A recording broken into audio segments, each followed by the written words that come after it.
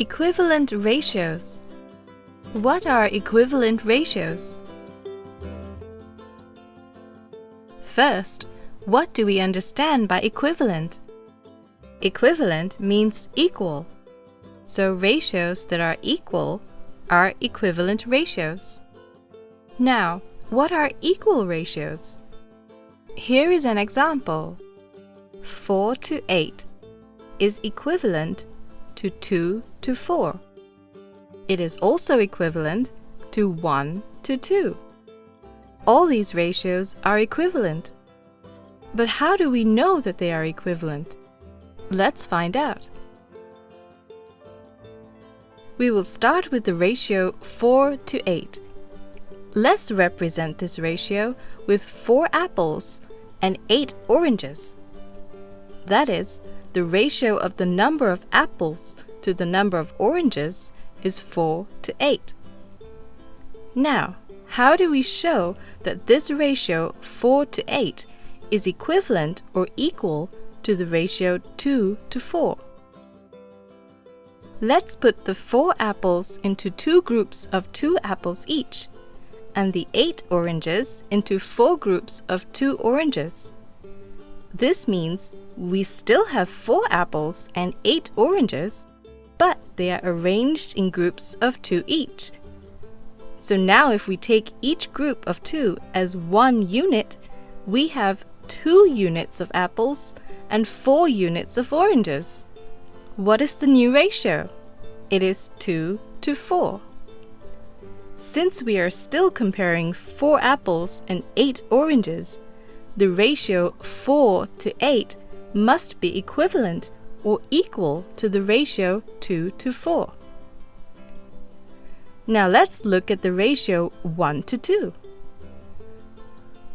We will now put all the 4 apples into one group and the 8 oranges into 2 groups of 4 each. So now, if we take each group of 4 as 1 unit, we have 1 unit of apples and 2 units of oranges. So the ratio is 1:2. Again, we are comparing the same number of apples and oranges. Therefore, these ratios 4:8, 2:4, and 1:2 are equivalent or equal. Now look at these 3 equivalent ratios, 4:8, 2:4, and 1:2 again. Suppose we start with the ratio 4:8. How do we get the equivalent ratio 2:4? To get 2:4, think of the factors of 4 and 8.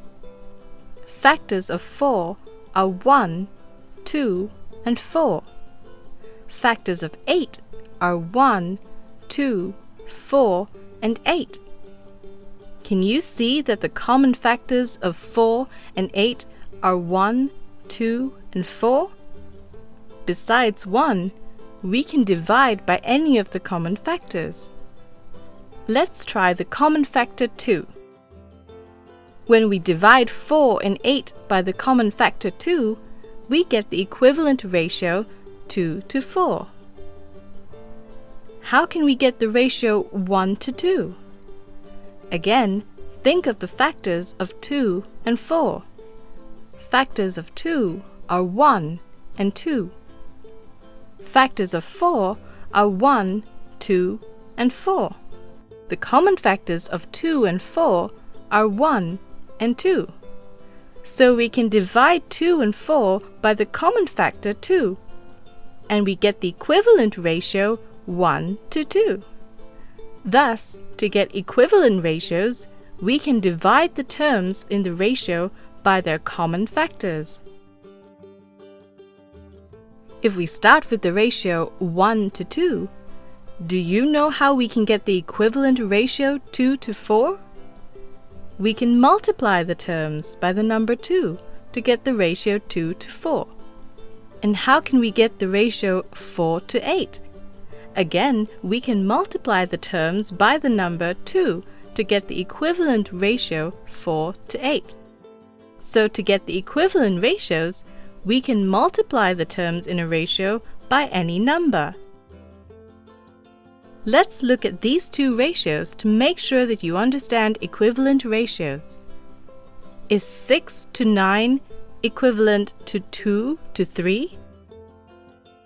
To find out, let's use 6 20-cent coins and 9 $1 coins to represent the ratio 6 to 9. Now let's group the coins in another way. We put 3 20-cent coins together like this. So we make two groups of 3 20-cent coins. Let's do the same for the $1 coins. We put 3 coins in each group like this. So we have 3 groups of $1 coins.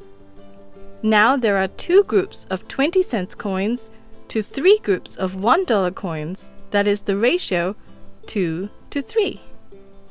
Again, we still have the same number of coins. They are just arranged in a different way. So the ratio 6 to 9 is equal to the ratio 2 to 3. That is, they are equivalent ratios. Now we know that 6 to 9 and 2 to 3 are equivalent ratios. Let's look at them without using diagrams. Let's start with the ratio 6 to 9. Remember, we can divide the terms by a number to get the equivalent ratio 2 to 3. To know what is this number, let's first write down the factors of 6 and 9. Factors of 6 are 1, 2, 3, and 6. And factors of 9 are 1, 3, and 9. So, common factors are 1 and 3. We can take any common factor except 1. If we take 3 and divide the terms by the number 3, we will get the ratio 2 to 3. So 6 to 9 is equivalent to 2 to 3. To conclude, equivalent ratios look different, but they are really the same ratio written in different ways.